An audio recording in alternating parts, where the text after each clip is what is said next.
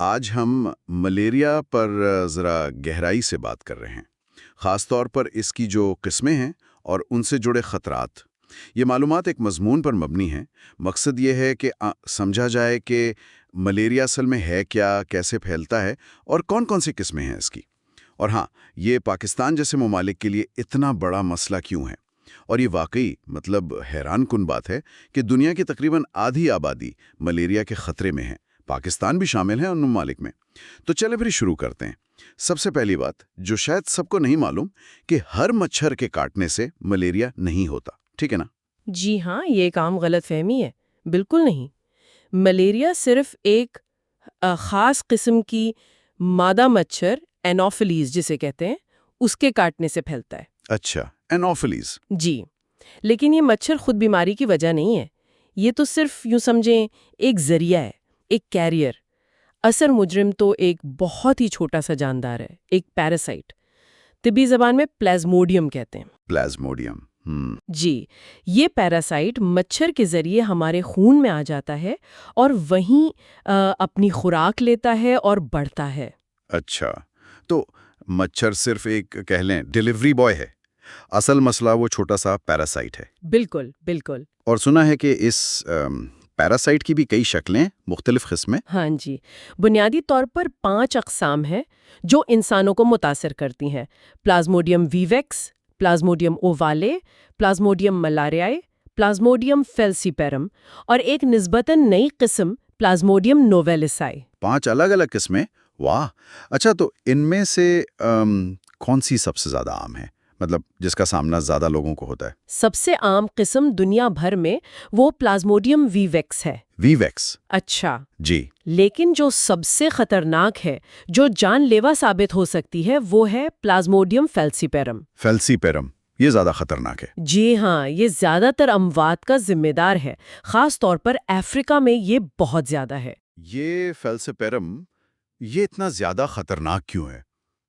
باقیوں سے یہ مختلف کیسے؟ دیکھیے، فیلسیپیرم بہت تیزی سے حملہ کرتا ہے۔ یہ خون میں اپنی تعداد بہت تیزی سے بڑھاتا ہے اور یہ خون کے سرخ خلیوں کو بدل دیتا ہے، انہیں چپچپا بنا دیتا ہے۔ چپچپا؟ جی، جس کی وجہ سے وہ چھوٹی خون کی نالیاں جو ہیں ان کو بند کر سکتے ہیں۔ اوہ، یہ تو خطرناک ہے۔ بالکل، اس سے پھر شدید پیچیدگیاں ہو سکتی ہیں، جیسے دماغ پر اثر، سیریبرل ملیریا جسے کہتے ہیں، یا شدید خون کی کمی، گردے فیل ہو جانا، یہ سب۔ اچھا، تو یہ فوری اور شدید حملہ ہے۔ جی، دوسری طرف ویویکس اور اوول جو ہے وہ براہ راست اتنے جان لیوا نہیں ہوتے عام طور پر۔ لیکن ان میں ایک مسئلہ یہ ہے کہ یہ جگر میں چھپ جاتے ہیں۔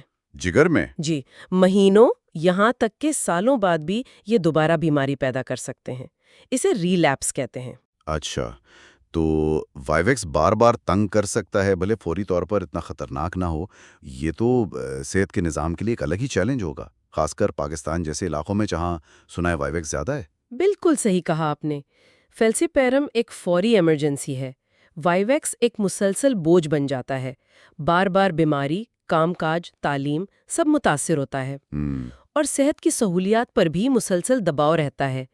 تو یہ جاننا کہ کس علاقے میں کون سی قسم زیادہ ہے، جیسے پاکستان میں، یہ وہاں کنٹرول کی حکمت عملی بنانے کے لیے بہت ضروری ہے۔ مضمون میں پاکستان کا ذکر تھا ایک ہائی رسک ملک کے طور پر، کیا وہاں کے مخصوص مسائل پر بھی کچھ روشنی ڈالی گئی؟ مضمون میں براہ راست پاکستان کے پروگرامز کی تفصیل تو نہیں ہے، لیکن یہ واضح ہے کہ پاکستان جیسے ممالک کو مشترکہ مسائل کا سامنا ہے، جیسے تشخیص تک رسائی، صحیح، پھر پیراسائٹ کی قسم کے مطابق صحیح علاج دینا، کیونکہ فیلسیپیرم اور وائیویکس کا علاج مختلف ہوتا ہے۔ اچھا، یہ اہم بات ہے۔ جی، پھر دواؤں کے خلاف مزاحمت کا مسئلہ بھی ہے اور مچھروں کو کنٹرول کرنا، خاص طور پر مانسون کے بعد جب ان کی افزائش بڑھ جاتی ہے۔ اور وہاں تو دونوں قسمیں ہیں، ویویکس بھی اور فیلسیپیرم بھی؟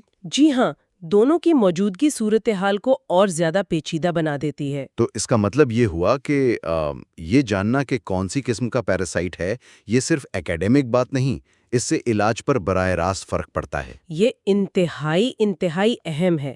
فیلسیپیرم کی اگر صحیح تشخیص نہ ہو یا علاج میں دیر ہو جائے تو جان جا سکتی ہے۔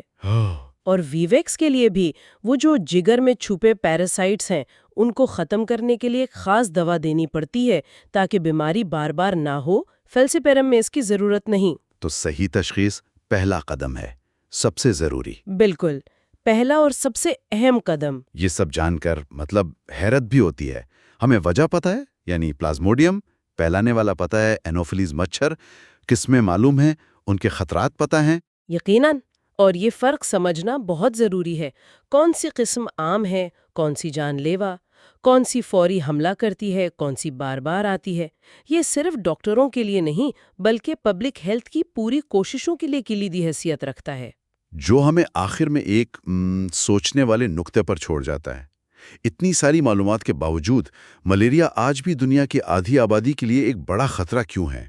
کیا آگے کا راستہ بنیادی طور پر نئی طبی تحقیق اور دوائیں ہیں، یا اصل جنگ زمینی سطح پر، یعنی آگاہی بڑھانا، مچھردانی جیسی بنیادی احتیاطی تدابیر اور خاص طور پر دور دراز علاقوں میں علاج تک رسائی کو بہتر بنانے میں ہے؟